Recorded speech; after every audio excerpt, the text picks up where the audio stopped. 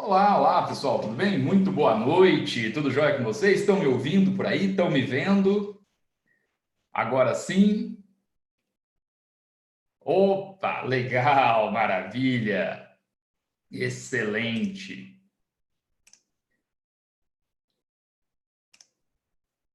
Deixa só eu aí, agora sim. Pronto, né? Muito bom. Então agora começando aí, né? Essa nossa palestra, né? Bom, então para quem não me conhece, meu nome é Marcelo Bolzan. Eu trabalho economia aqui no IDEG, né? Faço esse papel, né? De certa forma ingrato aqui de pegar uma das matérias mais complexas, vamos chamar assim, do CACD, ou pelo menos aquela matéria de que todo mundo tem medo, né? Mas na verdade não é nada disso, né? Na verdade não é uma matéria das mais difíceis, é uma matéria que demanda, né, um método. Você necessariamente precisa ter um método para estudar, né? Não há possibilidade de você tentar trabalhar a economia começando a matéria, né, é, é, diria, pela parte mais simples, que é a história econômica do Brasil. Né? Mais simples, eu digo, mais fácil de entender, né, para quem não vem da área, ok? Só que se você fizer isso, né, desprezar a modelagem, que é uma parte fundamental da teoria, vai ficar realmente muito difícil, não é, para você conseguir depois entender de uma forma própria e técnica a aplicação na análise da história econômica do Brasil. Então, realmente, né, você precisa ter um método para, primeiro, conseguir entender a modelagem e, posteriormente, pegar a parte da história econômica do Brasil. Não é? Bom, isso sob um ponto de vista mais geral da matéria, ok? Hoje eu vou falar sobre os exercícios. Na realidade, a primeira palestra que foi dada, né, quando nós abrimos o ciclo do teórico, lá há umas 2 ou 3 semanas, eu falei, obviamente, sobre o estudo teórico e naquela palestra eu falei, olha, nós vamos lançar uma nova palestra em que eu vou falar sobre o papel dos exercícios, não é? Quando nós lançássemos o curso de exercícios, que é o nosso curso de exercícios integrado, né? O integrado conhecido como SEI. Né?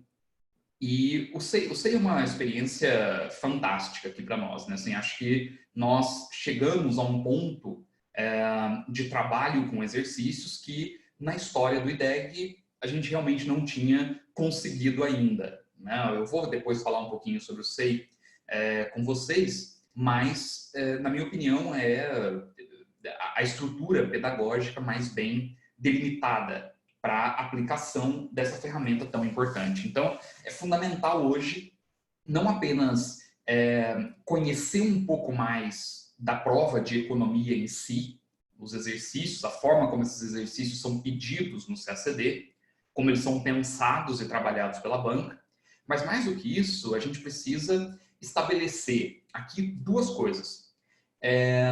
A primeira delas é, né, o papel dos exercícios. Quer dizer, qual é o papel do exercício no seu estudo? E é surpreendente como as pessoas distorcem o papel dos exercícios. E é muito fácil distorcer, né? E eu digo para vocês, como coordenador de um curso, e aqui já, eu acho que a maioria de vocês já me conhece, né? Sabe que eu jogo de uma forma bem franca. E é muito fácil, falando como coordenador de um curso, é muito fácil eu empurrar curso e vender curso de exercício a partir de rankings. Né? Então, essa é uma ferramenta que, né, o ranking em si, ele é uma ferramenta que pode distorcer muito a utilização de exercícios. O IDEG não utiliza ranking de modo nenhum. Nós não nos baseamos em ranking, nós não trabalhamos com com rankings, com simulados, com estruturas que buscam, entre aspas, simular uma prova. Essa não é a ideia, porque nós olhamos para o exercício, e a experiência mostrou isso, né? Nós olhamos para o exercício como uma ferramenta de aprendizagem e não como mensuração de desempenho. E é isso que eu quero mostrar para vocês hoje. Né? Quando você muda a sua perspectiva sobre exercícios, você entende o que é o exercício e, além de entender o que é o exercício, você se posiciona melhor frente à banca, sabe? No fundo, a ferramenta exercício ela te ajuda para isso, para esse posicionamento. Então, eu quero mostrar esse papel do exercício para vocês. Isso é a primeira coisa, né, o papel do exercício. E segundo, dizer, se nós estamos partindo do pressuposto de que existe um papel para os exercícios, e os exercícios, portanto, fazem parte da tua estrutura de estudo ao longo do tempo, não é? É muitíssimo importante, importante que nós consigamos aqui criar um método, dizer, aplicar o exercício a um método definido. Porque não adianta a gente identificar essa ferramenta de estudo e depois não colocar isso no método do teu dia a dia de estudo. Fundamental, ok? Então, vamos lá. A primeira coisa, é uma coisa importante. Qual é o momento em que você deve começar a estudar exercícios, né? Ou estudar por exercícios, né? A utilizar o exercício como uma ferramenta de estudo. Isso aqui eu tenho certeza que seria a primeira pergunta que eu receberia no chat aqui de vocês, não é? Em que momento o exercício passa a ser relevante na tua preparação?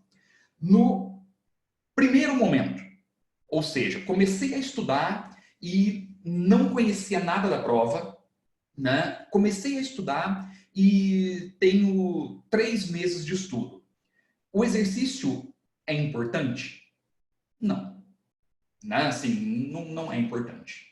Okay? Mas você fala, mas meu amigo, minha amiga, eles estão estudando para o concurso do Tribunal de Justiça.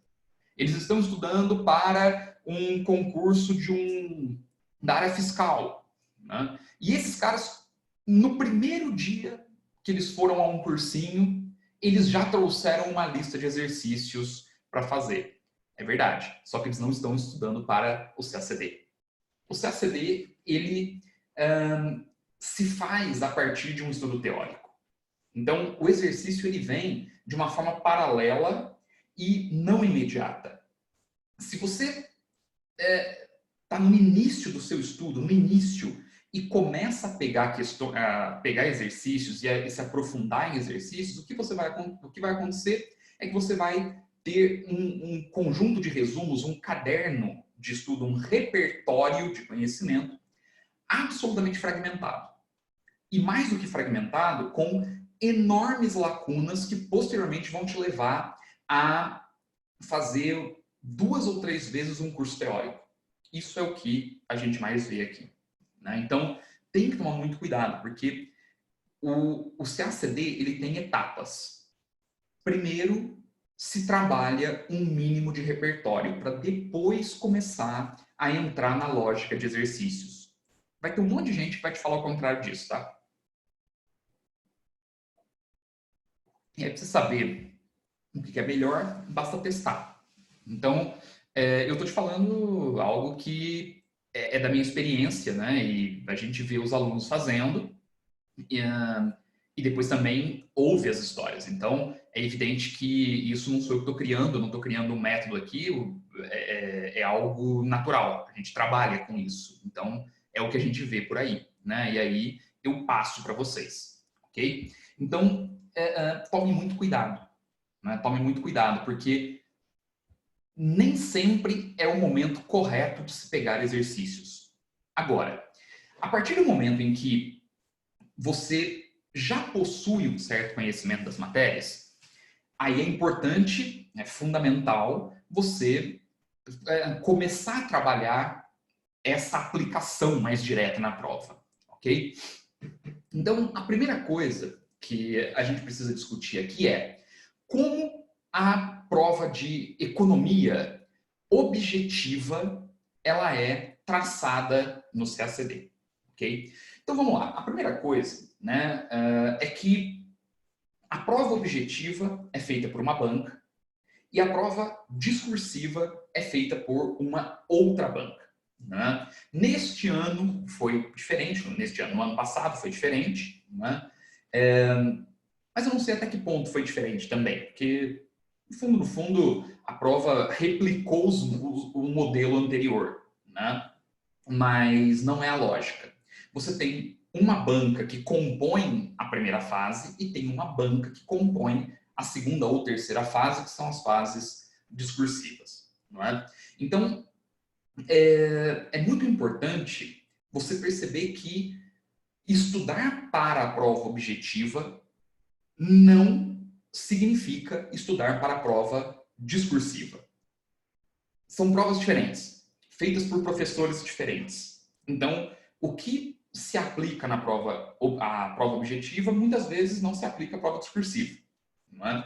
A prova discursiva vai te cobrar determinadas competências, ao passo que a objetiva vai te cobrar outras. Não é? Então, como é a prova objetiva de economia na primeira fase do CACD? Né? Ela é uma prova muito balanceada. Né? Isso é uma coisa importante. Ela é muito balanceada. É uma prova bem feita.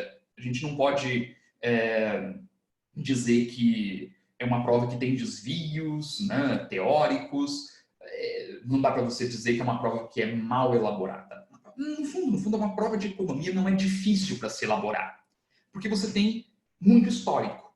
Né? Então, é diferente de uma prova de história, uma prova de geografia, que você quase não tem outros concursos que cobrem essas matérias.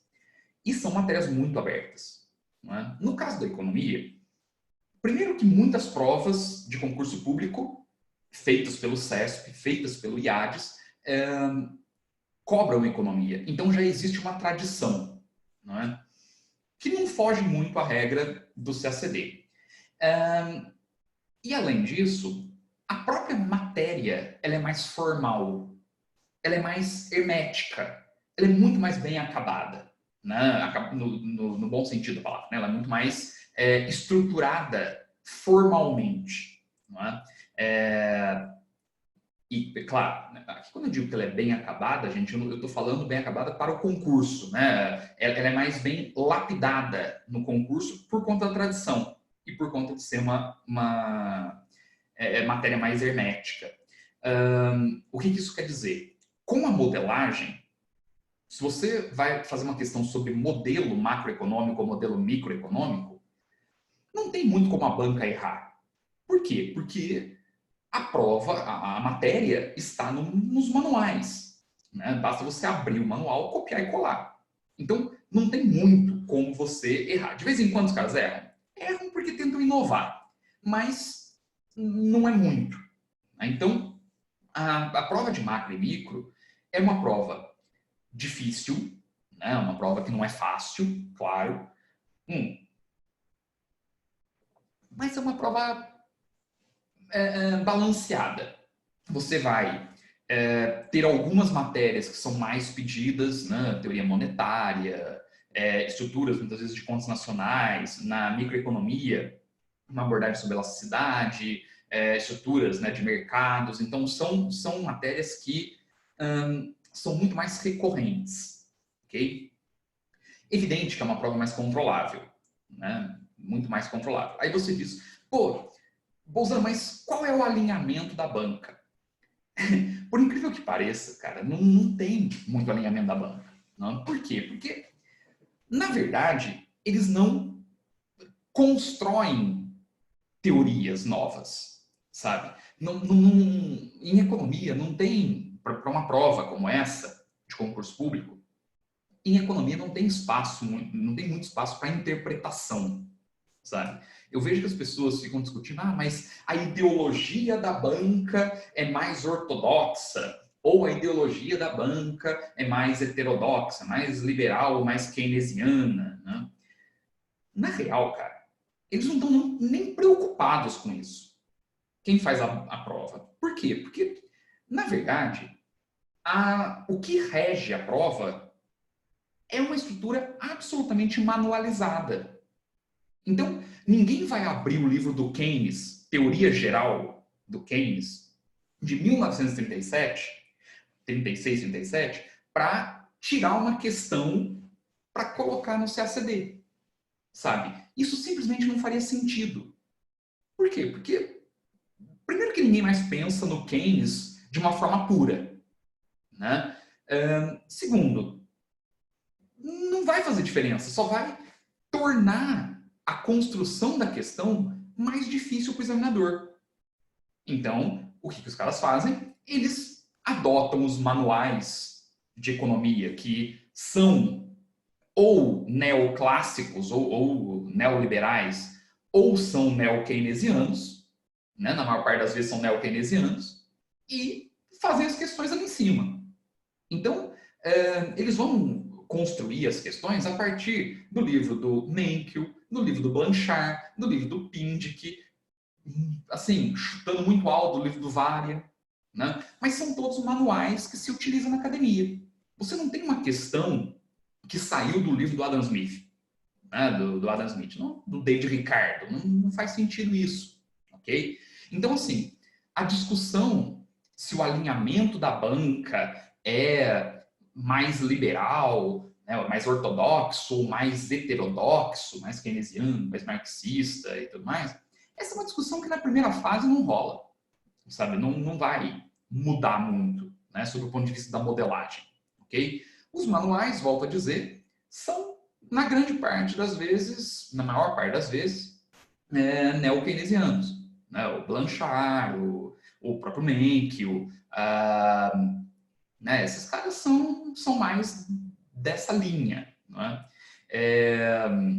Na microeconomia, mesma coisa. Então, na economia internacional, mais ainda, né? O Stiglitz, o Paul Krugman, essa galera toda. Né?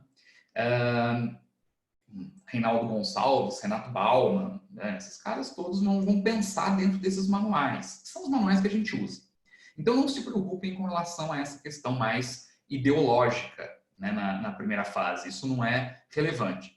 Nas questões de história econômica do Brasil, você tem um viés mais liberal. Mas não é porque a banca em si é liberal, mas é porque o livro e os livros que se utiliza hoje para essa construção de questões são livros mais ortodoxos.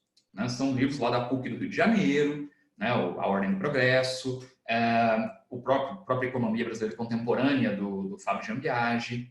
Então, sim, você tem uma visão ali mais ortodoxa, mas é só ler o livro certo. Né? Ninguém vai discutir a ideologia ali, ok? A prova, portanto, né, assim, o que você percebe é que é uma prova que tem 30%, é o que eu sempre faço de conta nos últimos 8 anos e normalmente dá isso, né? É assim, é uma prova que tem 30% de assertivas que a gente diria que são questões mais simples, não é? Você tem aí um meio que são questões de médio para mais difícil, os 40%, e 30% de questões realmente difíceis na modelagem, ok? Então, uma coisa fundamental na prova de economia de primeira fase é entender que o chute ele é muito mais caro do que deixar em branco. Você vai bem na prova o antigo TPS, né? Você vai bem na prova objetiva de economia, quando você descobre que a melhor estratégia é a estratégia de não perder ponto, sabe? Em outras matérias, muitas vezes é melhor você arriscar. Em economia, não. Por quê? Porque a matéria, volto a dizer, ela é formal. A probabilidade de você errar é muito alta. Não é? Então, assim, eu incentivo a não chutar. É claro. Né? Aí precisa ter bom senso. Né? Vamos lá. Veja, quando eu falo não chutar, né, não é também que você vai adotar uma postura conservadora de uma forma brutal. Não. Eu estou dizendo para você não correr risco desnecessário, ok? Então, se eu tenho uma questão sobre, sei lá, que de Tobin, que foi uma questão que já foi, não, uma assertiva que já foi pedida. Cara, eu nunca ouvi falar disso na minha vida, sabe? Pula, né? Pula, porque não é que você não tem certeza. Você desconhece aquela porra. Sim, você não sabe nada daquilo. E é natural, porque a banca sempre vai colocar uma ou duas assertivas que você nunca ouviu falar. É uma cota da banca isso. Né? É a banca apelando. Ela vai apelar. Entende? Então, isso é algo importante, certo? Existem assertivas que você nunca viu.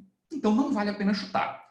Agora, existem assertivas que você vai olhar para aquela assertiva e vai falar, pô, peraí, eu tenho aqui, né, 60%, 70% de certeza. Evidente que você vai chutar essa assertiva, né? O que não vale a pena é chutar tudo, né? E que você não sabe em economia. Não deixar nada em branco. Não faça isso.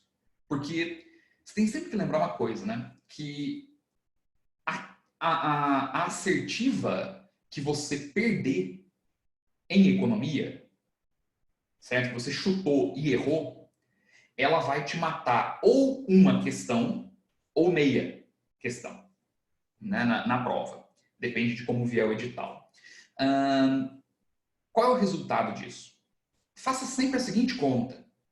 E aí você vai ver como chutar é problemático.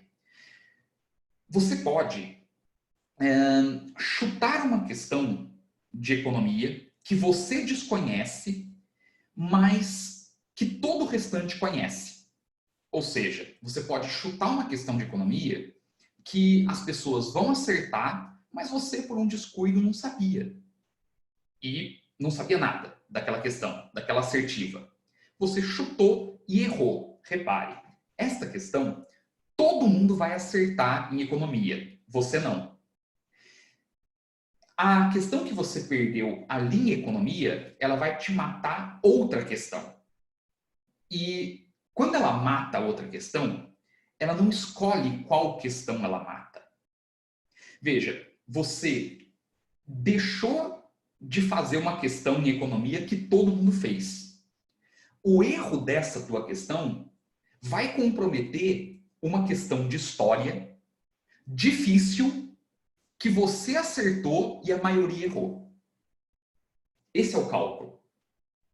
Então veja, não é simplesmente que você chutou, errou, não é? Chutou, errou e você vai perder uma questão que ninguém acertou. Na verdade, você vai ficar para trás, ok? Lógico, isso é quando você tinha lá a punição de uma questão inteira, né? Agora você não tem mais uma questão inteira sendo punida, ok? Você perde alguns décimos da prova, metade da questão, não é? Então, isso foi na última prova, né? Carlos, essa aula é atual, né? Acredite. Né? Eu não viria aqui para não te dar uma aula atual, ok? Eu estou comparando as coisas, porque veja, você você tem um edital em 2019 que é um edital bastante atípico, porque foi feito por uma banca que não é tradicional no CCB, ok? Eu tenho minhas dúvidas, né, da continuidade do IADES. Até mesmo porque o IADES teve problemas muito sérios na prova do CACD. Né, muito sérios, eu acho que todos vocês acompanharam. Então, toda palestra que eu dou, né, toda aula que eu dou, eu nunca penso na prova só de 2019. Eu sempre dou aula IAD CESP.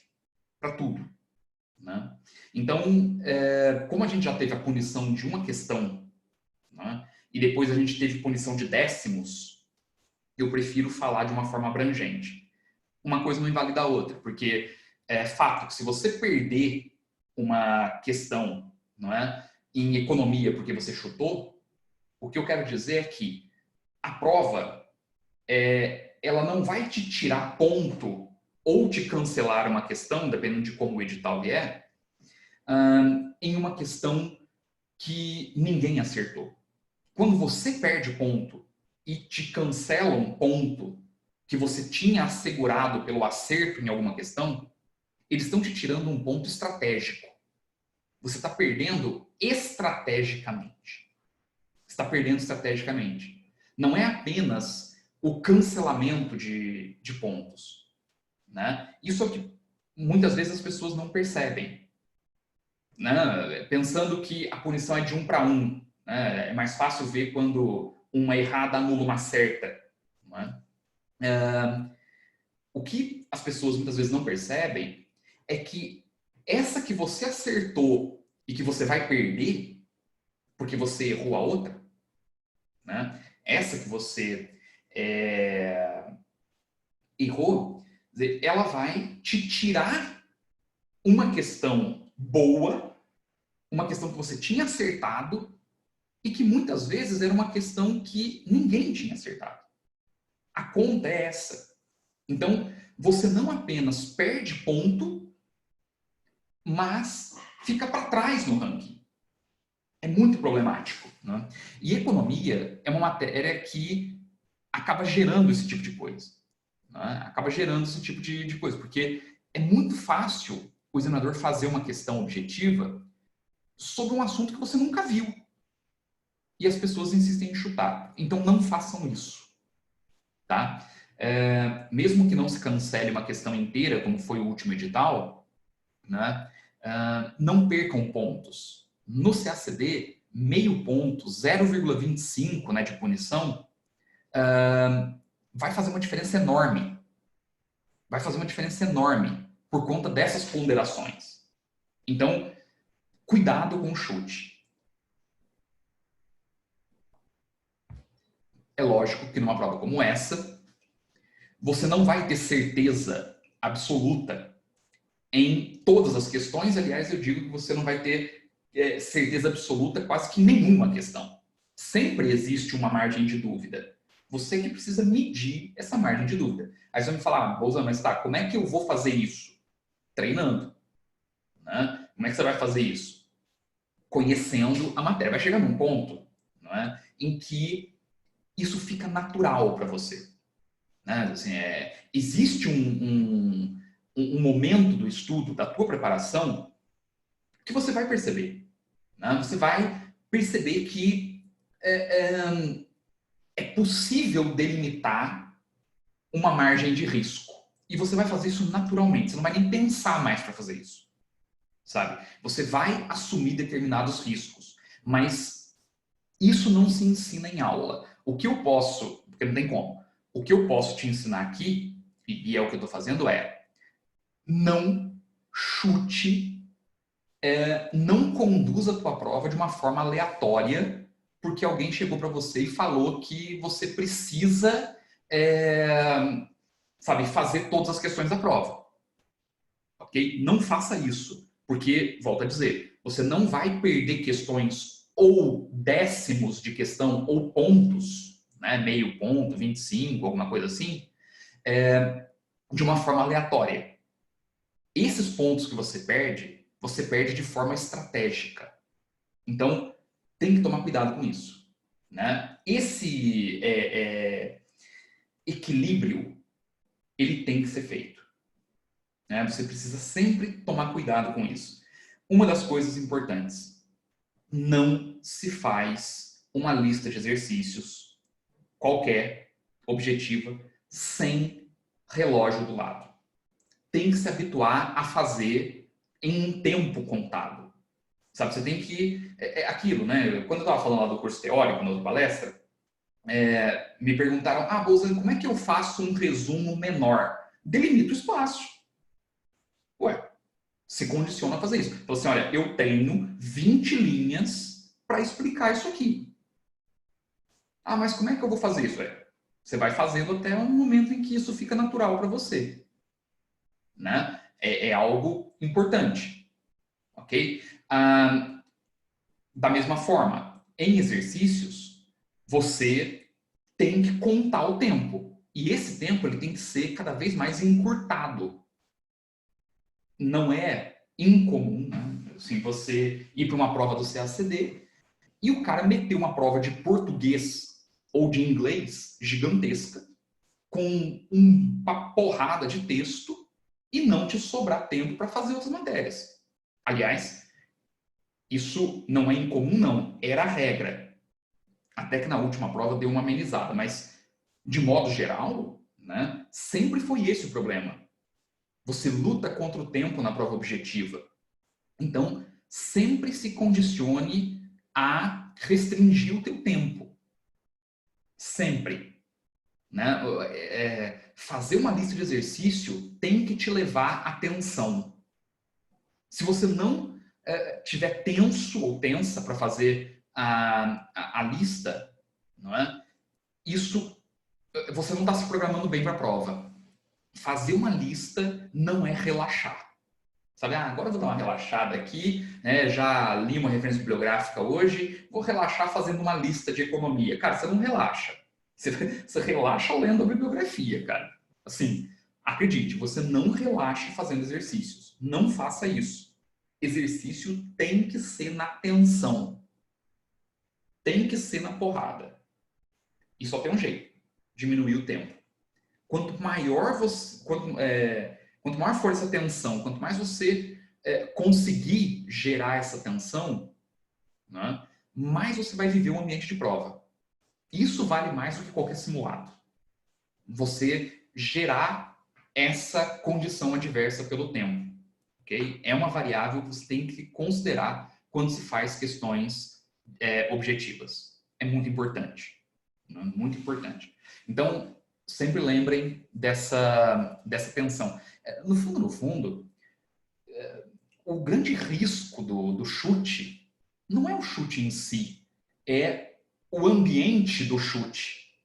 Porque se você tiver que chutar e ponderar risco, né, com um tempo amplo, podendo, né, refletir sobre a situação, provavelmente você vai mitigar teu risco, provavelmente você vai diminuir muito o teu risco. Só que a realidade da prova não é essa. A realidade da prova é você tem que tomar decisões corretas num curto período de tempo, pressionado. Essa é a ideia da prova. Então, como é que você gera essa pressão na tua casa? Com o tempo, contado. É o mínimo. Isso é uma coisa muito importante. Muito importante.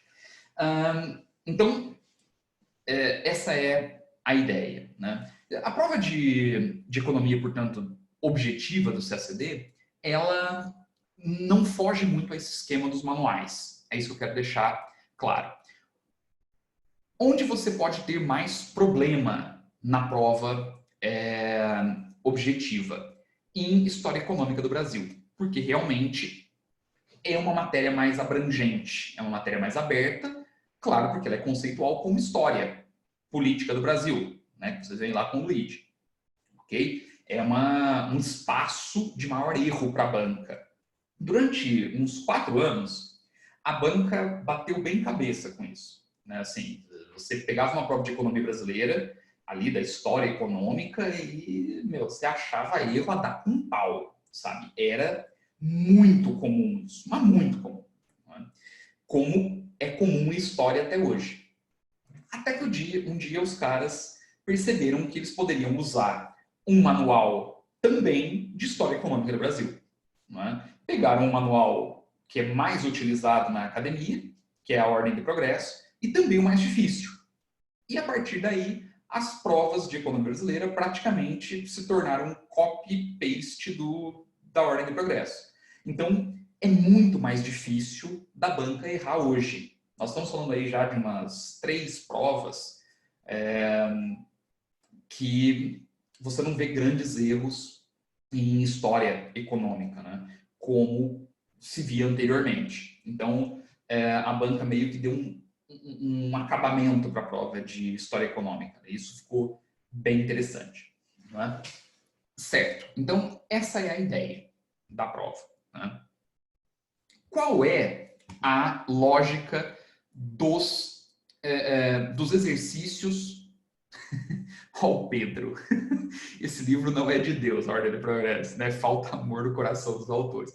Realmente. Né? De modo geral, amor no coração não é uma característica dos economistas, viu, Pedro? Né? Os economistas eles raciocinam muito mais por variáveis, né? E é muito complicado. Um sujeito que chega para você e fala que ele vai gerar desemprego no país para combater a inflação, não é? Ele está desejando do fundo do coração dele gerar desemprego. Entende? Tem uma diferença drástica, né, na abordagem da ciência econômica e da ciência social. Não é? Apesar da ciência econômica ser uma ciência social também. Mas aqui eu estou me referindo à estrutura como a sociologia, a antropologia, né, a ciência política e tudo. Então, a economia é mais pragmática nesse sentido, o que é muito ruim. Tá? Evidente que nem todos os economistas pensam assim, mas, de modo geral, falta amor, né, no coração dos economistas. Acho que talvez isso seja uma das coisas a se mudar. Né? A gente precisa começar a pensar menos de uma forma modelada. Né?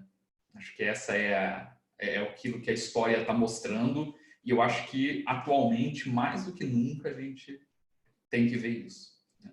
Mas esse livro realmente é um livro complicado. É um livro complicado. Agora, eu te digo uma coisa. Ele é um livro complicado se você não desenvolve bem a abordagem, a modelagem em si, né? A abordagem dos modelos, a macro e a microeconomia. Quando você conhece bem a macro e a micro, e você utiliza a macro e a micro como ferramental para ler a ordem do progresso, a coisa fica mais palpável. Isso é a primeira coisa. Segundo, a Ordem do Progresso é um livro muito complicado de ler, mas é um livro muito bom. É um livro, sim, é uma referência. E eu te digo, tem que ser mesmo, porque é um livro lapidado, é um livro muito bem escrito, com os autores, assim, né, os caras são referência na política econômica, conhecem demais. O departamento da PUC do Rio de Janeiro, de economia, apesar de eu não concordar muito com a ortodoxia, né, deles, assim, é um puta de um departamento. Cara, eles são muito bons, né? Isso é um fato. Então, é um livro muito bom. O livro do Fábio Jambiage, que também é da PUC do Rio de Janeiro, também é um livro muito bom. Então, as duas referências que a banca vem adotando, né, são referências excelentes. Assim. Não há, eu não tenho crítica em relação à condução da banca nesse sentido, mas são livros mais difíceis. O livro do Fábio Jambiage é mais fácil, né, mas a Ordem do Progresso é a mais importante. Né, então, tem que se habituar.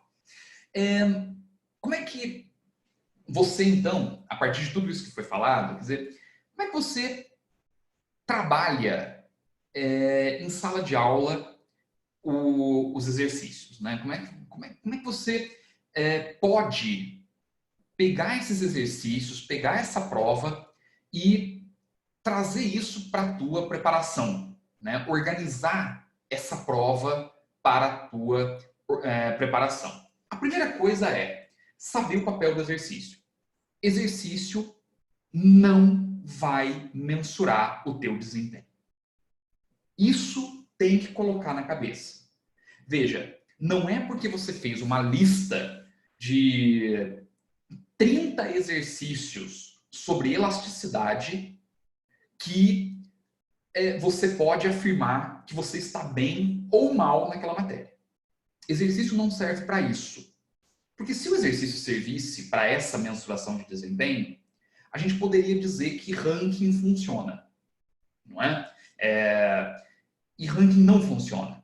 É comprovado isso, né? Os rankings, eles simplesmente não funcionam. Estou me referindo aqui àqueles rankings que normalmente os cursos acabam fazendo, né? Então, você faz um simulado, aí um monte de gente faz o simulado, depois os caras soltam um ranking, né? Do desempenho. Isso é atraso de vida. Por quê? Porque não vai refletir a prova. Se você tiver num simulado uma questão que esteja fora do escopo da banca, você vai comprometer todo o ranking. Uma questão, porque a diferença de desempenho é muito pequena entre os candidatos, né? Então, assim, não faz sentido você usar o exercício como mensuração de desempenho. Não é assim que vai funcionar, isso não vai fazer diferença na tua preparação. O exercício, ele serve para completar lacunas do teu repertório. E isso o exercício faz com clareza. Isso ele faz com clareza. Ele mostra onde é que estão as tuas restrições de estudo.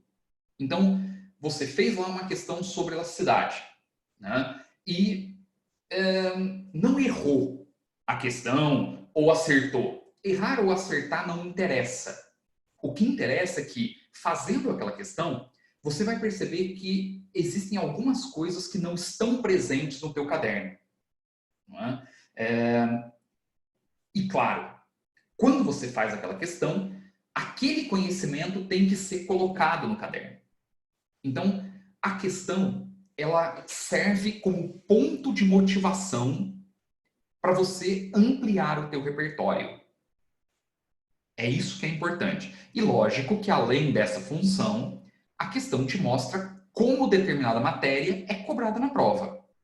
Então, pelas questões você conhece duas coisas: as tuas restrições e, além das tuas restrições, como a determinada matéria é pedida na prova, a forma de raciocínio da banca.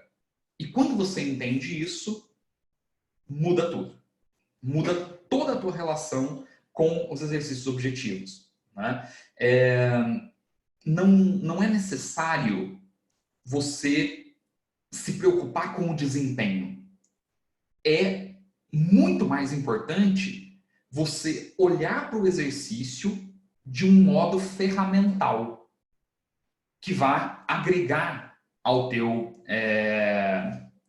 vai agregar, né, algo ao teu estudo. E isso é fundamental. No SEI, né, no curso, o que você faz? O que a gente vai fazer aqui? Né? Vocês vão receber uma lista de exercícios principal, né, na verdade não uma, duas por mês.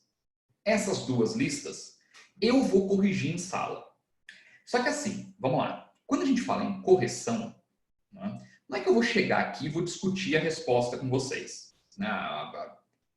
Óbvio que o objetivo não é esse, certo? Até mesmo porque se eu chegar aqui e discutir só a questão com vocês, né, e passar a resposta para vocês, claro que isso vocês poderiam fazer com um gabarito comentado.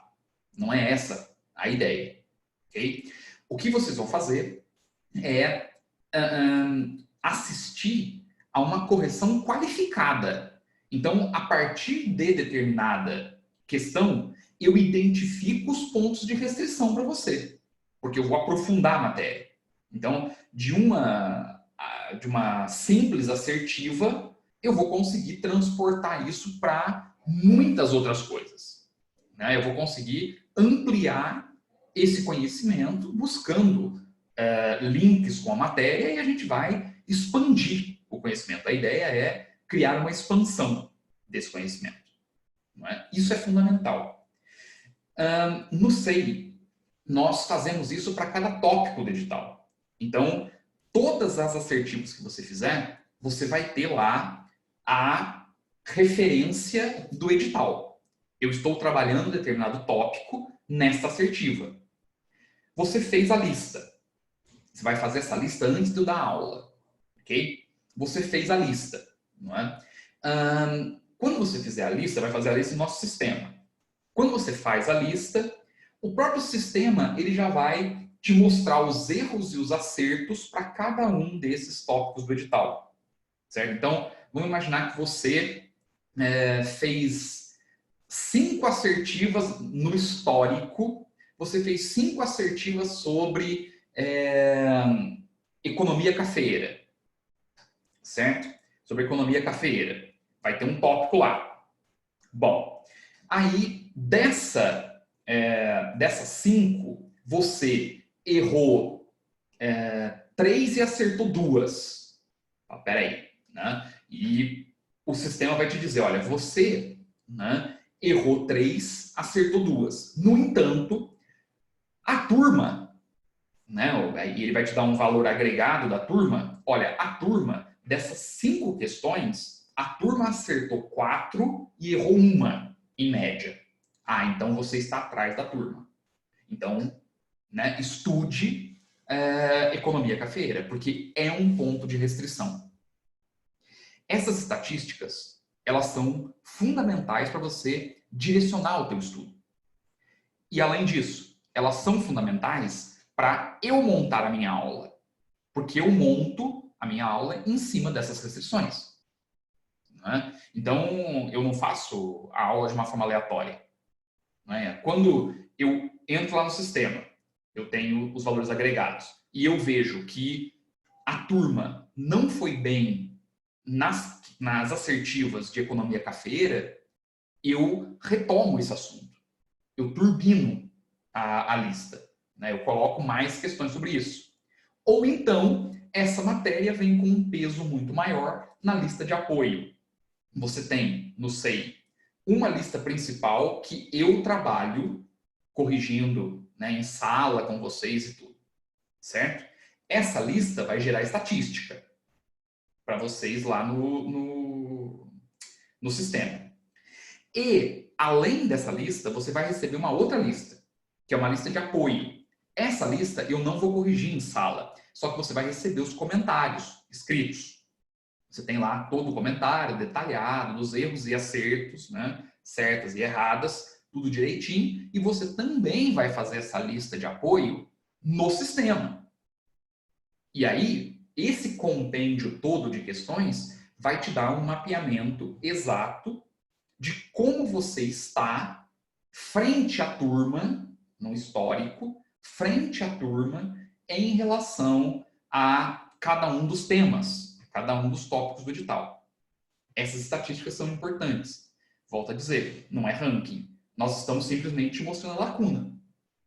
Não é? Se você fez lá 10 questões sobre oligopólio, não é? Nessas listas, e dessas 10 você acertou 8, e a turma acertou 5 de 10, você está à frente da turma. Então, claro, essa é uma matéria, um tema do edital que é mais, diria, tranquilo para você. Você não vai esquecer dele, mas você vai se preocupar menos com ele. Não é? Então, esse mapeamento, essas estatísticas são muito importantes. Né? Muito importantes. Isso é algo fundamental. Né? E eu aprofundo cada um dos tópicos em sala, nós vamos passar rigorosamente, nós vamos passar por todos os tópicos do edital, de cabo a rabo. Né? Não tem possibilidade de ficar nenhum tópico para trás. Então, ao final de toda a construção do SEI, vocês vão ter lá todos os tópicos e vão passar por esses tópicos mais de uma vez. Né? E a gente vai trabalhando isso dentro desta lógica. E tem as estatísticas, né? Que é, na minha opinião, a coisa mais importante. Né? Assim, você consegue mensurar o teu desempenho em relação àquilo que a turma está fazendo. Né? E não é só a turma, porque tem um histórico. Né? Então, tem várias turmas que estão ali dentro. Isso é uma coisa também importante que a gente vai qualificando cada vez mais essa média. Né? Bom, isso então é o funcionamento do curso de objetivas. Reparem que esse método de lista principal e lista de apoio, a lista de apoio reforçando os tópicos que foram tratados na lista principal, com essa dinâmica estatística e com o aprofundamento do professor, né, é por isso que eu disse, né, que eu estou muito feliz com esse curso de exercício que a gente tem no IDEG, porque é a melhor forma de trabalhar aquilo que é feito no CACD. Né? Você não tenta recriar um ambiente de prova, porque isso não teria sentido. Na realidade, você utiliza as questões como ferramental para entender melhor o que está se passando na prova. E isso faz toda a diferença. Né? É realmente aprofundar o teu conhecimento. Esse tratamento do sistema é muito importante. Certo? Então, é isso. Né? São duas questões, são duas listas, né, que você tem aí por mês. Ok? Bom, então, isso encerra a fala aqui sobre as objetivas. Vocês têm alguma dúvida em relação a essa questão das objetivas? Posso falar das discursivas agora na prova?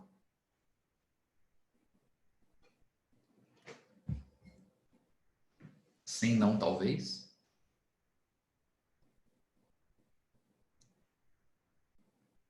Tudo bem? Legal. Né? Então tá. Então, vamos falar aqui, né, das discursivas, né? A forma como, na verdade, a prova discursiva ela vai acontecer. Né? Bom, então a primeira coisa é lembrar que nós estamos falando teoricamente de bancas diferentes. Não é? No último concurso, 2019, foi a mesma banca praticamente, né? Que deveria ter elaborado, aí depois mudaram isso, né? Mais em cima da hora, porque daí o Instituto Rio Branco assumiu a prova de primeira fase e as discursivas ficaram com uma banca já existente. Né? Então, teve uma mudança ali no segundo tempo já, né, do concurso. Ok? Mas não é o normal. Né? Na verdade, as provas são elaboradas por bancas muitas vezes diferentes. Bom, dito isso, né, quer dizer, quando você tem essa estrutura em si, a prova discursiva ela é uma prova que vai para além do conhecimento. Em economia, isso é muito claro. Não? O que a banca quer, né, o que os examinadores querem na prova de segunda fase é mensurar, além do conhecimento técnico, competências. Isso fica muito claro. Veja, a prova de economia ela é uma prova diferente das outras. Se você analisar os espelhos, né, e mesmo pegar aqueles guias que os candidatos e candidatas aprovadas maravilhosamente publicam, cara, todo ano, né, aqueles guias que têm nomes de animais e tudo, ali você vai perceber uma coisa muito interessante em economia. Para a banca de economia, a forma da prova é pouco relevante. É muito pouco relevante. Né? Isso fica muito claro. Você pega altíssimas notas, muitas vezes notas máximas, e o candidato ele nem fez introdução e nem fez conclusão, sabe? Ele simplesmente respondeu. Pegou lá o que foi pedido e respondeu. Né? Então, não se preocupou em elaborar uma introdução gigante, toda linkada à conclusão que vai retomar. Nem pensou nisso, cara. Nem pensou no número de parágrafos, sabe? A banca de economia, ela é objetiva demais, ela não está preocupada. Né? Eu sempre digo que você vai fazer uma introdução, então faça uma introdução de, no máximo, 3 linhas. No máximo, uma conclusão de 3 linhas. Não enrola o examinador em introdução e conclusão. Tem 2 motivos para isso. Primeiro, ao que parece, a banca de economia não tem muita paciência para ler introdução e conclusão, certo? Eles se sentem enrolados. Então, já é desprezível por isso. A introdução e a conclusão. E segundo, isso é uma coisa que você tem que colocar na tua cabeça. Tá? Em economia, a introdução e a conclusão valem 0 ponto. Você pode fazer a melhor introdução da face da Terra, sabe? Você pode, usar a melhor referência, você pode estruturar com o melhor português, você pode estruturar da melhor forma a introdução e a conclusão. O examinador, ele vai olhar para aquilo e falar, pô, bonito que o cara escreveu. No máximo isso. Ele não vai te dar ponto porque ele gostou da tua conclusão. Ele não vai te dar ponto porque ele gostou da tua introdução. Para ele, introdução e conclusão vale 0. Vale 0. Ok? Agora, e aí que tá, né? Se você faz uma introdução muito longa, além de você perder espaço na parte de escrita ali, se você faz uma introdução, além de perder linha, você corre um risco muito grande, que é falar uma bobagem na introdução e aí ele vai te punir. Então raciocina comigo. Se a introdução e a conclusão valem 0, ele não vai te dar ponto na introdução e na conclusão. E se você errar alguma coisa na introdução e na conclusão, ele vai te tirar ponto. Se não vale nada e você pode perder, não é lucrativo, concorda, gente? Você nunca vai ter lucro na introdução e na conclusão. Então, por que você vai fazer? Faça 2 ou 3 linhas de introdução e de conclusão, só. Porque daí você não corre o risco de falar bobagem. Entende? Você vai direto ao ponto. A prova de economia discursiva, ela é corrigida por quesitos, assim como as outras provas. Mas em economia, esses quesitos, eles são muito fechadinhos, eles são muito formais. Não é? Então, o que o examinador quer é que você escreva o que ele te pediu. Né? Ele quer os quesitos. Quanto mais você bater no quesito daquilo que ele está pedindo, se aproximar daquele quesito, maior vai ser a tua nota. No manual que eles publicaram lá, né, no guia que eles publicaram no ano passado, que a prova de 2018 já usou os quesitos, né, foi muito interessante, porque você tem ali notas que o candidato, ele coloca uma menção ao quesito, mas ele não explica o quesito. Não é aquilo que a banca quer que seja colocado, ele coloca, ele cita o quesito e não explica. E a banca dá ponto máximo para ele, porque ele citou o quesito. Né? Então, veja, ele nem chegou a explicar, ele só citou. Aí você fala, mas a banca vai me mostrar qual é o quesito? É óbvio que não. Claro que não, você precisa saber. Mas o que eu quero dizer é que, muitas vezes, se você simplesmente citar aquilo que ele quer ouvir, aquele quesito que faz parte da matéria, claro, não é? Se você cita aquilo, ele te dá nota. Então, de tão objetiva que é a correção, sabe? Não é uma correção floreada. Ele te tira ponto, e isso é muito claro, se você não usar a linguagem técnica. Então, sabe, se você escrever uma questão de economia, uma resposta de economia utilizando uma linguagem política, ou seja, não utilizando a linguagem que você lê nos jornais de economia, valor econômico, essas coisas. Se você fugir a essa técnica, ele vai te punir. E vai mesmo. Né? Aliás, eu já vi, inclusive, já chegou assim para mim aqui, e não foi uma vez não, hein? Várias vezes. Um espelho de uma questão que o cara zerou a questão. sabe? Ou tirou 1 ou 2, né? De 30, sabe? E quando você vai ver, ele não, assim, não merecia tirar 0. Ele não merecia tirar 1 ou 2. Merecia tirar mais. Óbvio que não merecia tirar a nota máxima, mas merecia tirar um pouco mais. Mas a banca zerou certamente porque a linguagem não atendia nenhum padrão de economia.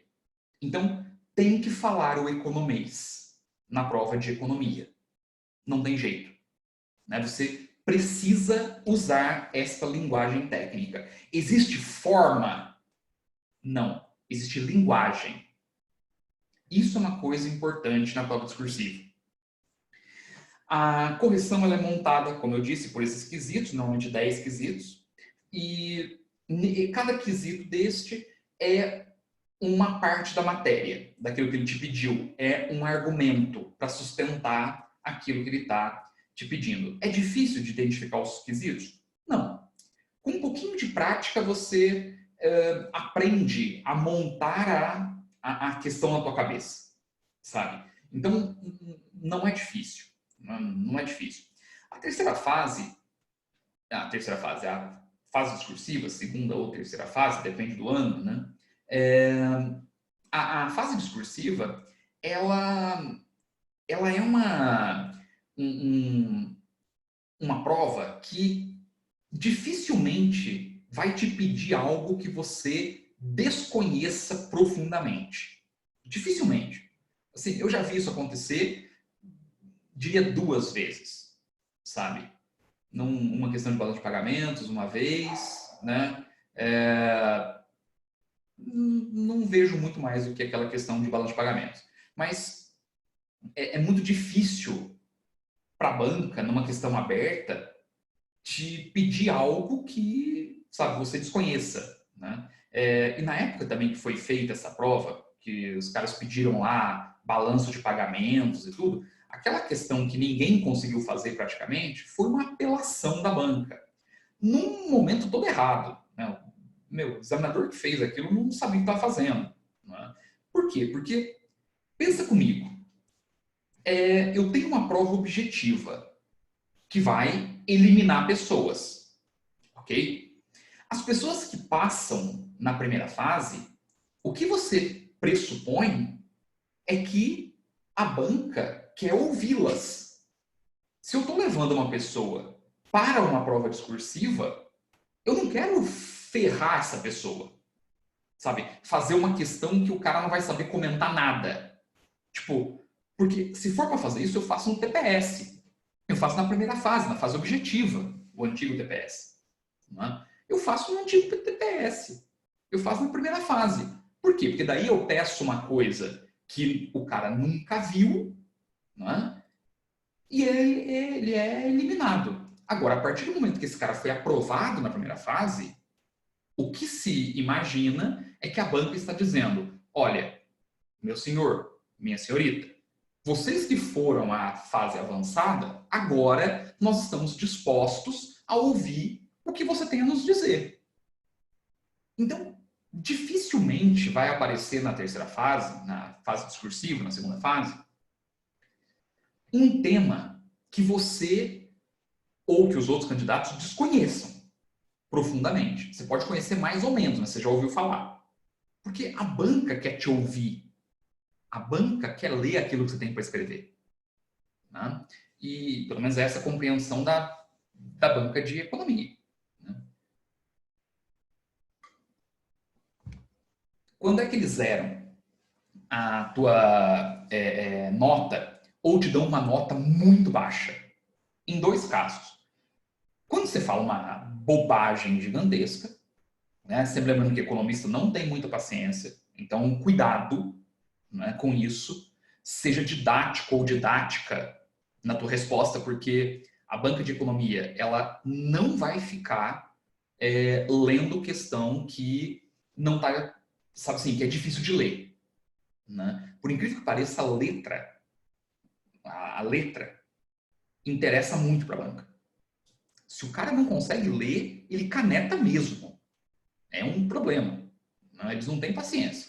Banca de economia não tem a menor paciência com isso. É importante mesmo que vocês tomem cuidado com essa questão mais formal aí, não é? E sejam didáticos. Vai direto ao ponto, sabe? Sem rodeio. Não fica floreando. Não fica citando 200 livros. Não tem que citar livro. Você pode até citar. Agora, não usa lugar comum, bicho. Não faça isso. Porque, assim, né, a banca não espera que você seja o novo Keynes, sabe? Ela realmente não espera isso. Então, não cita. Não adianta você entrar na prova, lá o cara te perguntou sobre modelo e SLM-BP, né? Te perguntou sobre modelo de demanda e oferta agregada. Aí você vai e cita o Menkel. Mano, citar o Menkel não é diferencial. Por quê? Porque o examinador sabe que todo mundo estuda pelo Menkel. Todo mundo estuda pelo Blanchard. E outras são manuais. Entende? O examinador ele vai olhar para aquilo e falar, tá bom, o cara leu o Menkel, ainda bem, porque é o mínimo, né, para essa prova. Entende? Então, assim, isso não vai te diferenciar. Não tenta inovar, sabe? Trazer... eu tô lendo o livro do Piketty, sabe? Que legal. É muito legal, eu adoro. Só que não serve para prova, entende? O alinhamento do cara é outro. E na terceira fase, esse alinhamento é importante. Você tem na terceira fase, na fase discursiva, você tem um alinhamento ortodoxo, né? Então precisa tomar cuidado com isso. Mas o Piketty publicou? Ele publicou, mas serve para outra coisa. Sabe? Não precisa citar isso, né? Vai direto ao ponto. Ele vai te dar nota baixa se ele perceber que você está né, dando muito floreio na questão, ele não quer isso. Ou então, quando você foge do tema. Em economia, é muito fácil fugir do tema, sabe? Muito fácil. Se o cara te pergunta sobre o choque do petróleo, ele quer saber sobre o choque do petróleo. Né? Se ele te pergunta sobre os desdobramentos do choque do petróleo, a partir de 74, por exemplo, 73, 74 e tal, ele não quer saber o governo Geisel. Ele quer saber o que a equipe econômica fez a partir daqueles desdobramentos. Então, assim, não adianta você florear muito, sabe? Criar um ambiente político e... Não é isso. Ele quer saber objetivamente quais são os desdobramentos do choque do petróleo de 73 na economia brasileira. Você vai falar o que aconteceu com as variáveis macroeconômicas a partir da evolução do petróleo. É isso que ele quer saber. Você vai modelar a resposta. Né? Então, não adianta falar do Geisel, Não. Né? Você vai responder aquilo que ele te perguntou. É algo muito objetivo. Muito objetivo. Então, tem que tomar cuidado com essa objetividade. Né? Em aula, né, eu sempre falo isso. Você tem que identificar o recorte da questão. O recorte, aquilo que ele está te pedindo. O cerne da questão. Né? E não fugir daquilo. Veja, ninguém vai te punir em economia se você deixar 2, 3 linhas em branco, sabe? Desde que o examinador ele perceba que você construiu a resposta em cima do que ele pediu. Então, quanto mais objetiva a questão, a resposta, melhor. Sem dar volta, sem querer mostrar que você é intelectualizado pra caramba, entende? Não precisa de nada disso. O cara te perguntou, você responde. Acabou, sabe? Uma resposta simples, bem feita, modelada do jeitinho que ele quer ouvir.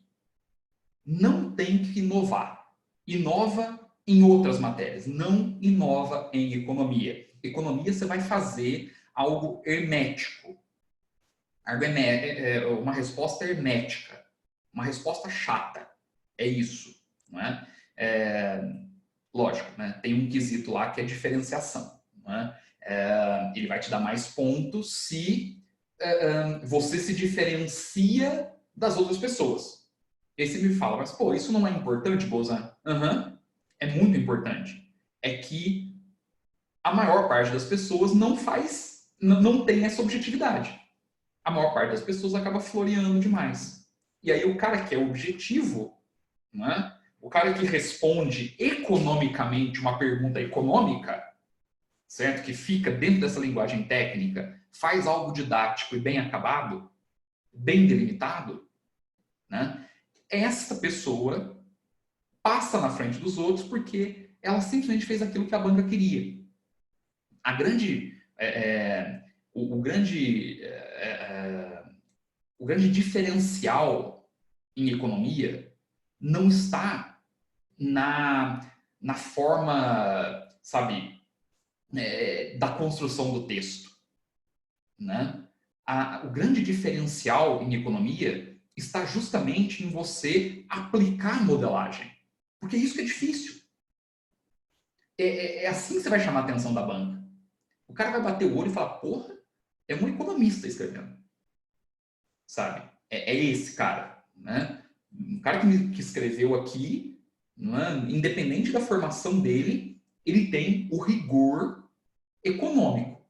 O que eu perguntar para essa pessoa de economia, ele vai me responder economicamente. Ele não vai me responder politicamente, não vai me responder juridicamente, não vai me responder, sei lá, né?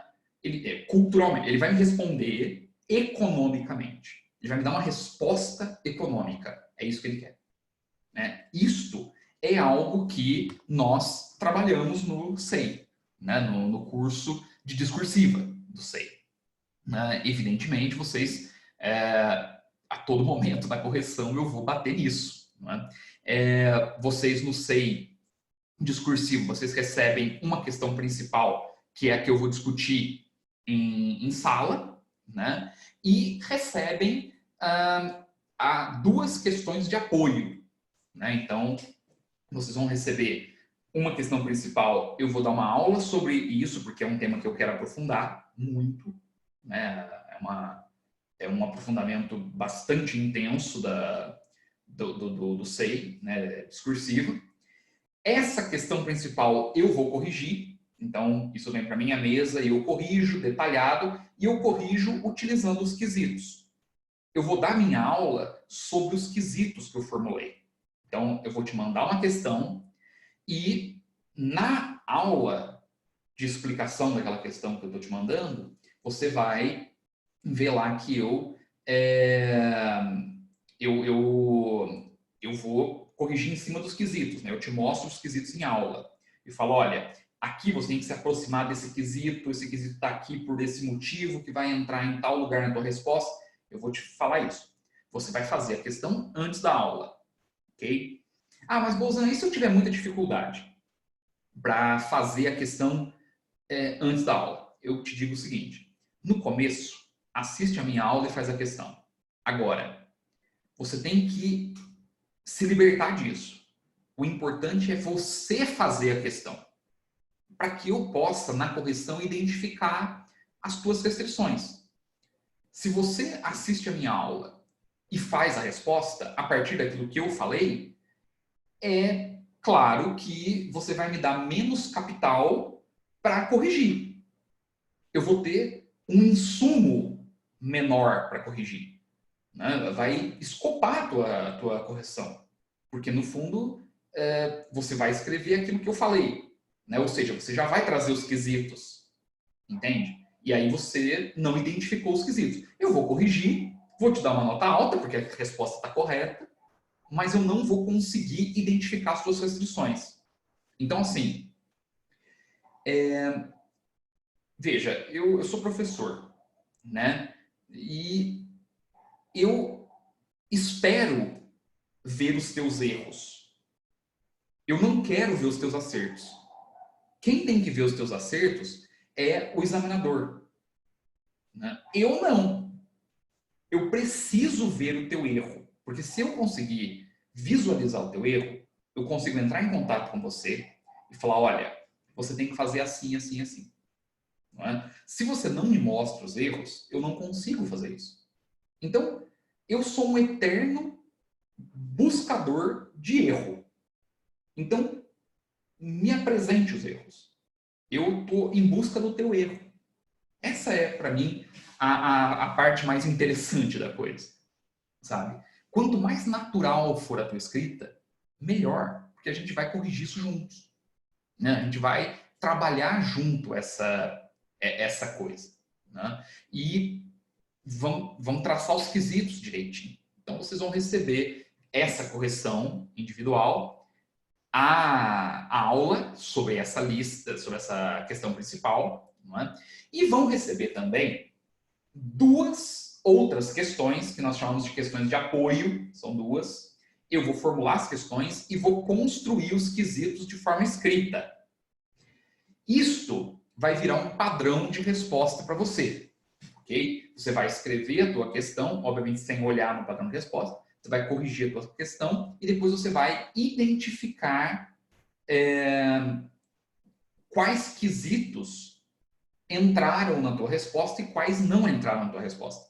E a partir daí, você tem uma tabelinha lá para construir tua nota, ok? Mas tudo isso eu vou falar na primeira aula sobre a questão discursiva. Não é? Isso não se preocupem, porque é um modelo que funciona. E é interessante porque essa ideia do padrão de resposta, eu confesso que a princípio aqui dentro da ideia eu fui o cara mais eu relutei muito, né, até utilizar isso, sabe? E aí, né, até foi até o Luigi que me falou isso, o Thiago Rocha também, e tal, me convenceram de fazer uma experiência com padrão de resposta. Né? E realmente, eu estava completamente errado, assim. É uma ferramenta importantíssima, sabe? Alunos e alunas adoram o padrão de resposta, porque eu consigo te passar muito mais questões discursivas, né? E você faz uma correção mais rápida, né? Você identifica as suas restrições mais rapidamente. Evidente que existem temas que eu preciso corrigir, porque num padrão de resposta seria algo muito arriscado, né? Porque são assuntos muito específicos e com um potencial de prova muito grande. Então, aí realmente vale a pena a minha correção. É algo importante. Agora, existem outros temas que você pode construir a partir de um padrão de respostas e que funciona muitíssimo bem. Né? Então, vocês vão receber uma questão que eu vou corrigir e duas questões com esse padrão de resposta e um modelo de autocorreção. Com isso, a gente passa por todo o edital. Por quê? Porque, assim como a prova, uma questão envolve uma pregada de temas. Né? Um trabalho em tópico só do edital em cada questão. Na verdade, você envolve 3 ou 4 tópicos, ou até muito mais que isso, né? Na mesma questão. Isso é fundamental. Né? Então, a gente constrói dessa forma e o modelo do SEI discursivo é algo que ficou muito bem acabado, né? Ficou muito bem delimitado e é muito útil. Ele é muito rápido para o aluno. Né? Você consegue identificar rapidamente as restrições e explorar essas restrições. Né? Uma coisa muito interessante é que você vai, para cada uma das assertivas da prova, das listas objetivas do SEI, você vai sempre receber a referência bibliográfica. Então, aquela assertiva, isso em todas as listas, tá? Você tem lá, né, a referência bibliográfica a que se refere a determinado tema. Né? Então, essa vai ser você tem sempre a referência bibliográfica. Na questão discursiva, você tem muito mais do que isso, porque eu não mando apenas a referência bibliográfica padrão. Eu mando o que eu chamo de referência bibliográfica direta. Para você não ter que ficar lendo 30 páginas para responder uma questão, eu te mando leituras de 1,5 página, 2 páginas para você compor os quesitos, né? Para você montar a tua questão. Então, é uma leitura muito mais rápida e muito mais direcionada e muito mais útil, né? Isso é fundamental. Então, todas as questões, né, discursivas, elas vêm com uma fundamentação bibliográfica direta e uma fundamentação bibliográfica mais abrangente. Se você fala assim, ah, não, mas pô, eu ainda estou no momento de estudo que com uma referência bibliográfica de 1,5 página eu não consigo me lembrar do tema para escrever. Então, ótimo, você vai ter uma referência bibliográfica mais abrangente, e aí sim, né, você pode se debruçar nessa referência bibliográfica, ler aquilo e extrair os quesitos. Vai ter um aprofundamento aí no teu repertório. É uma coisa bastante interessante. Certo? E com isso a gente fecha, né, essa palestra inicial, né, essa aula inicial aqui do SEI, ok? Eu quis mostrar para vocês, primeiro, a prova objetiva e como a gente reflete isso no SEI objetivo. Depois eu quis mostrar um pouco para vocês da prova discursiva e como isto se reflete no SEI, como é que a gente trabalha isto nos cursos de exercícios integrados aqui no IDEB. Perfeito? Então, tá aí, né? Alguém tem alguma dúvida sobre essa questão das discursivas? Como é que tá? Hoje vocês estão com poucas dúvidas, credo.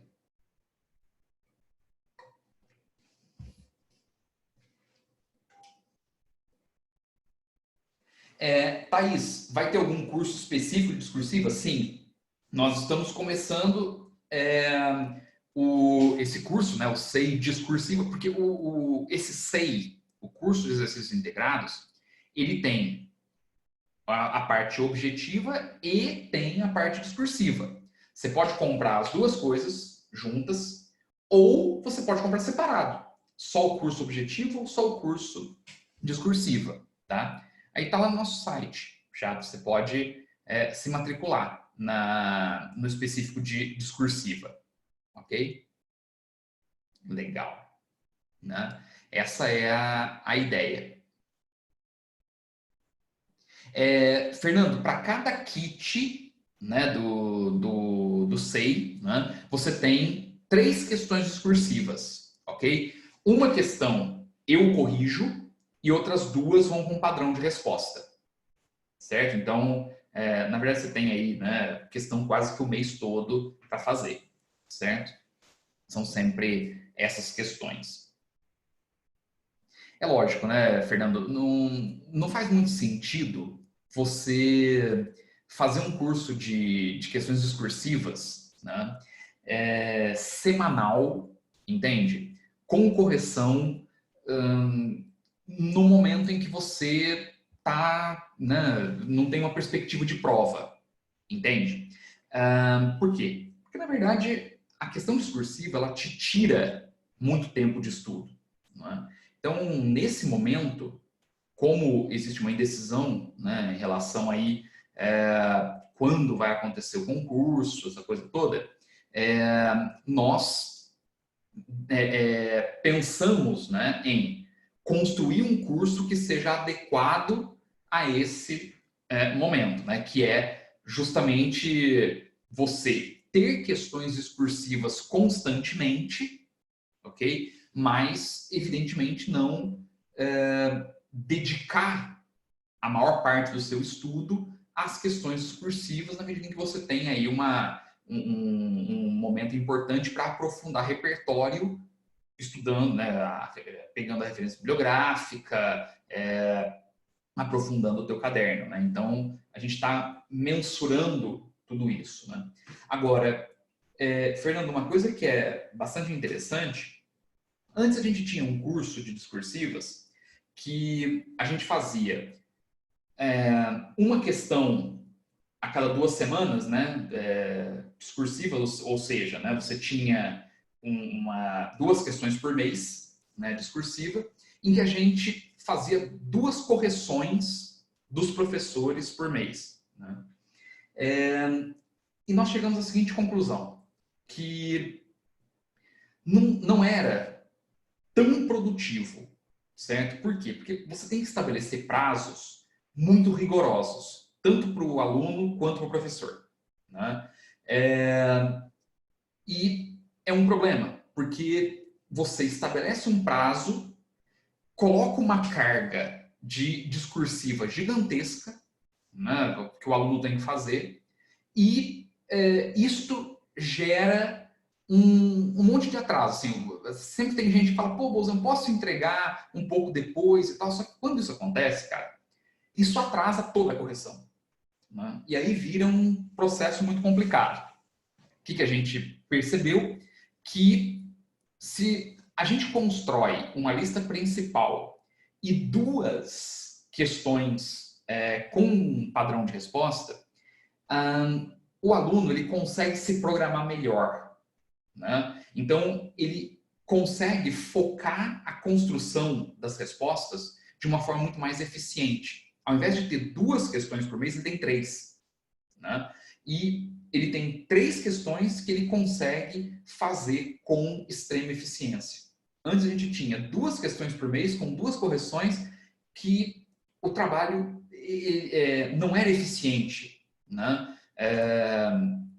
Para o aluno por conta dos prazos. Hoje a gente diminui o prazo, né? A gente na verdade diminui a exigência do prazo e ao mesmo tempo aumenta a carga.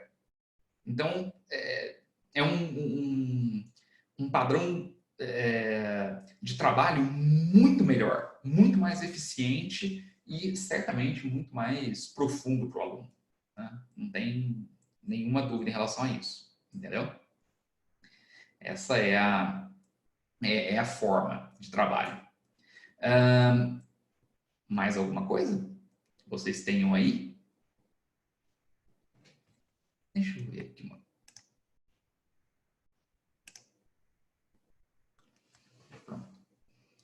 Não? Tudo certo? Bom, então, né, espero que eu tenha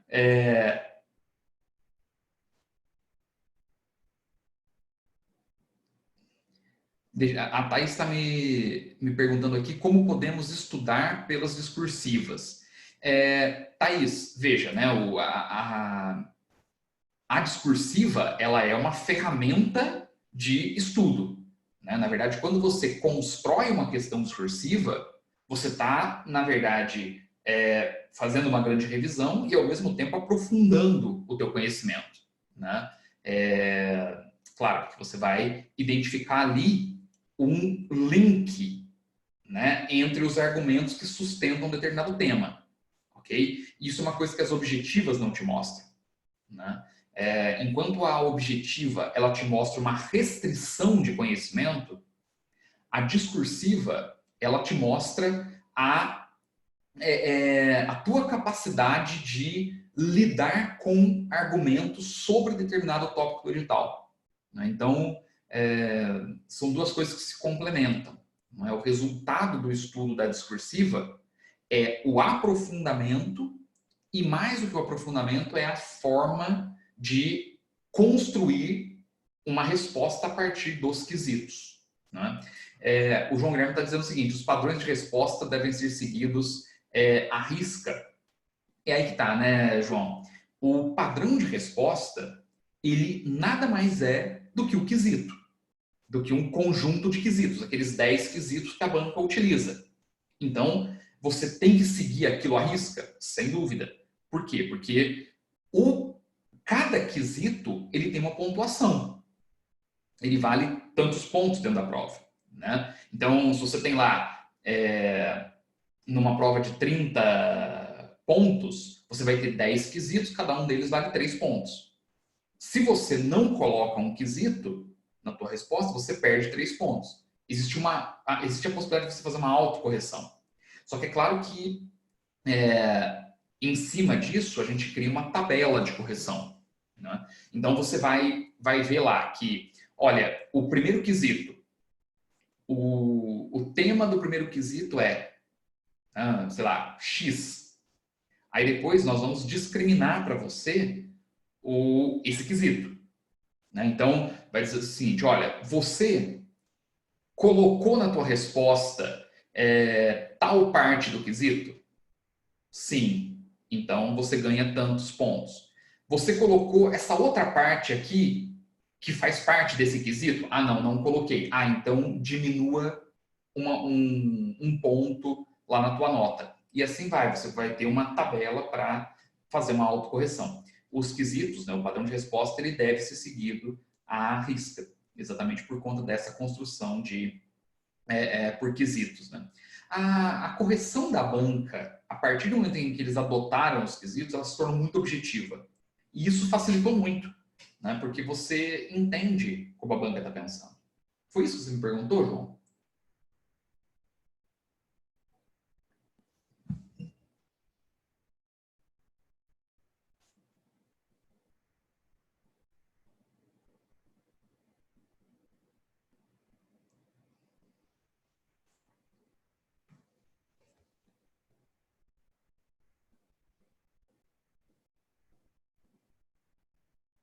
João? Foi isso? Acho que foi.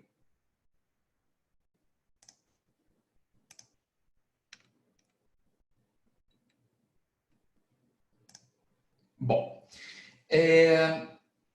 então, né, basicamente é isso que eu tinha para falar para vocês. Eu não sei se eu ajudei vocês, né? Se foi interessante aqui essa fala sobre a prova, sobre os cursos, né? Estamos começando o SEI, né? Quem quiser se inscrever, eu acho que vai ser bem interessante, vai ser um trabalho bastante profundo. Preparei um curso bem legal de discursiva e de objetiva, né? Eu, particularmente, gosto muito de trabalhar os exercícios, então vai ser um trabalho bem interessante, tá bom?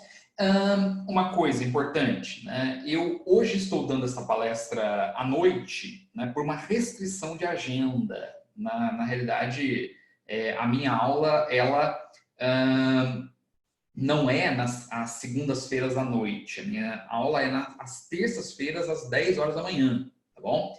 Que esta palestra eu tive que dar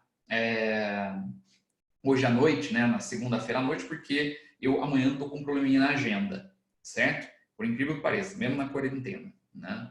Mas é que sobrepôs um evento tal, e aí eu vou ter que participar. Então, não vou conseguir dar aula à terça às 10 horas. Mas o horário do SEI, tanto do discursivo quanto do objetivo, é às terças-feiras, às 10 horas. Perfeito? Tá, então, gente. Olha, agradeço demais a atenção de vocês, muitíssimo obrigado mesmo, né? Espero que ajude essa fala, essa palestra, e espero vocês nesse trabalho com exercícios. Estou montando tudo com muito carinho e vai ser bem interessante, tá bom? Valeu então, gente. Forte abraço para todo mundo e até a próxima. Valeu, gente. Muito boa noite.